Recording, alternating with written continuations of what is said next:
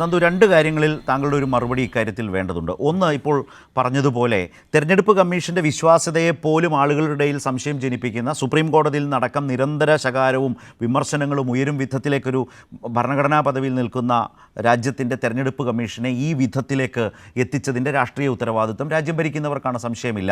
അത് പല നിലയ്ക്കും വെളിപ്പെട്ട് നിൽക്കുന്നു. ഒന്നാമത്തെ, നിങ്ങൾ നേരിടുന്ന ഏറ്റവും ശക്തമായ വിമർശനം അത് രാജ്യത്തിൻ്റെ ആശങ്ക കൂടിയാണ്. നേരത്തെ ലാലു പറഞ്ഞതുപോലെ ഈ രാജ്യത്തിൻ്റെ ജനാധിപത്യ സംവിധാനം തന്നെ എവിടേക്ക് പോകുന്നു എന്ന വലിയ ചോദ്യം ഉയരുന്നത് അവിടെയാണ്.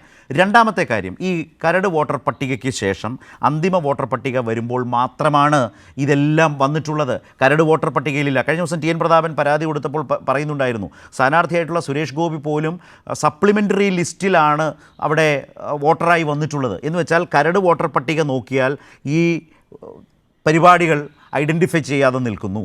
അതിനുശേഷമുള്ള സമയത്ത് വളരെ ആസൂത്രിതമായി അദ്ദേഹം പറഞ്ഞതുപോലെ തെരഞ്ഞെടുത്ത സ്ഥലങ്ങൾ, കണ്ടുവച്ച സ്ഥലങ്ങൾ, ഫ്ലാറ്റുകൾ, ഇതിലൂടെയൊക്കെ വീടുകൾ, പാർട്ടി ഓഫീസുകൾ, ഇതിലൂടെയൊക്കെ കേന്ദ്രീകരിച്ച് നിങ്ങൾ സെലക്ട് ചെയ്ത് വെച്ചിരിക്കുന്ന ആളുകളെ വോട്ടർമാരാക്കി മാറ്റുന്നു. ഇത് അന്തിമ വോട്ടർ പട്ടികയിൽ എത്തുമ്പോൾ വളരെ ചുരുക്കം സമയമേ ഉള്ളൂ. അത് ആ നിലയിൽ ചലഞ്ച് ചെയ്യാൻ കഴിയില്ല. അതാണ് സംവിധാനം. തെരഞ്ഞെടുപ്പിൻ്റെ ആകെ ദിവസങ്ങളും ചുരുക്കി ഇങ്ങനെയൊക്കെയുള്ളൊരു സംവിധാനത്തിലൂടെ നിങ്ങൾ ഇത് ഈ രീതി പയറ്റുന്നു എന്നിന്ന് ആളുകൾക്ക് കുറേ കൂടി ബോധ്യപ്പെട്ടില്ലേ?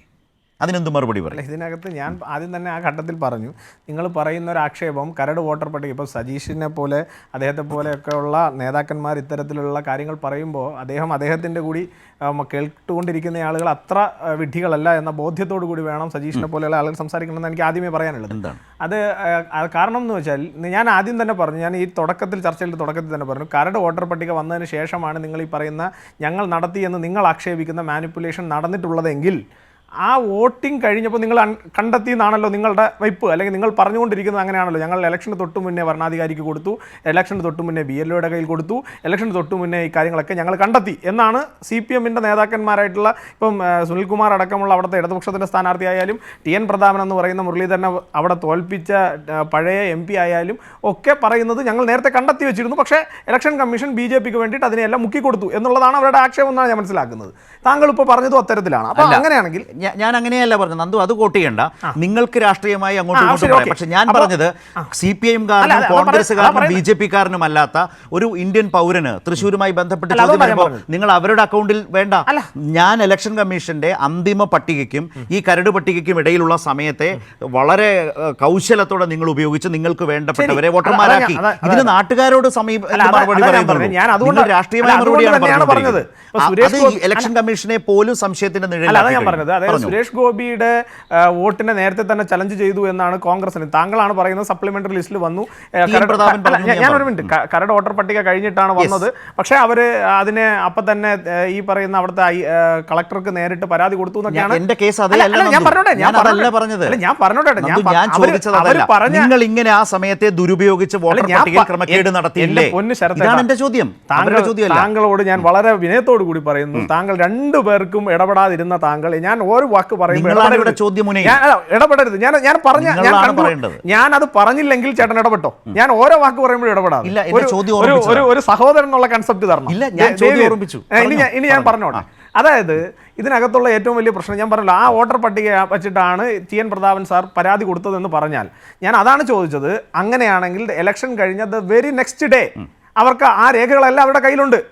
വരണാധികാരി, ഇലക്ഷൻ കമ്മീഷൻ ഞങ്ങൾക്ക് വേണ്ടി നിന്നു, BLA ഞങ്ങൾക്ക് വേണ്ടി നിന്നു, എല്ലാവരും ഞങ്ങൾക്ക് വേണ്ടി നിന്നു. ശരി, അങ്ങനെയാണെങ്കിൽ നിങ്ങളുടെ വാദം അങ്ങനെയാണെങ്കിൽ എന്തുകൊണ്ട് ദ വെരി നെക്സ്റ്റ് ഡേയോ ഒരു 30 ഡേയ്സിനകത്തോ നിയമം നിഷ്കർഷിക്കുന്ന രീതിയിൽ നിങ്ങൾ കോടതിയിൽ പോയില്ല? എന്തിന് 6 മാസവും 1 വർഷവും കഴിഞ്ഞതിന് ശേഷം ഇത്തരത്തിലുള്ള കപട നാടകവുമായി വരുന്നു? ഇതാണ് എന്റെ ചോദ്യം.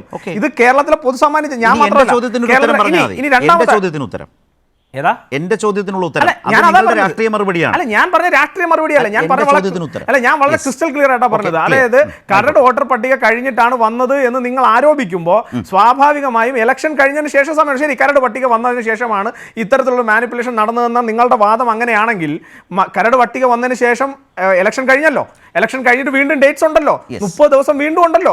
നിങ്ങൾ അത്തരത്തിൽ മാനിപ്പുലേഷൻ ഉണ്ടായിരുന്നെങ്കിൽ എന്തുകൊണ്ട് നിങ്ങൾ അത് കണ്ടെത്തി ആ സമയത്ത് അതിന് പോയില്ല? ഇനി ഒന്നാമത്തെ കാര്യം. ഇനി രണ്ടാമത്തെ കാര്യം, ഇത് പറയുന്ന കേട്ടാൽ തോന്നുന്നു സുരേഷ് ഗോപി മാത്രമാണ് ദ ഓൺലി പേഴ്സൺ, അല്ലെങ്കിൽ സുരേഷ് ഗോപി മാത്രമാണ് ഇന്ത്യയിൽ മത്സരിക്കാൻ പോയ സ്ഥലത്ത് വോട്ട് ചേർത്തത്. ഒരു ഡസണിലേറെ നേതാക്കന്മാരുണ്ട്. അതിനകത്ത് CPM നേതാക്കന്മാരുണ്ട്, കോൺഗ്രസ് നേതാക്കന്മാരുണ്ട്, BJP നേതാക്കൾ അവിടെ കൂടി വോട്ടർമാരാകുന്ന ഒരു സിസ്റ്റം നിങ്ങൾ ഉണ്ടാക്കിയതാണ്.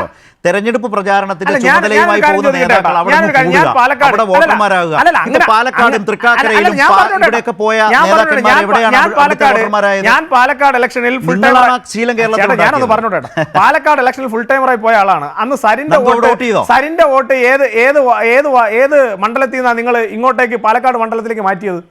ഞാൻ ചോദിച്ചതല്ല, ഞാൻ ചോദിച്ചതല്ല. പോകുന്ന ഞാൻ പ്രവർത്തകരും ചോദിച്ചതല്ല. പ്രവർത്തകരും അപ്പൊ അത് നേതാക്കളും അത് അവിടുത്തുകാരായ നിങ്ങൾ justify ചെയ്യുന്നില്ലേ? കൂടുവോ?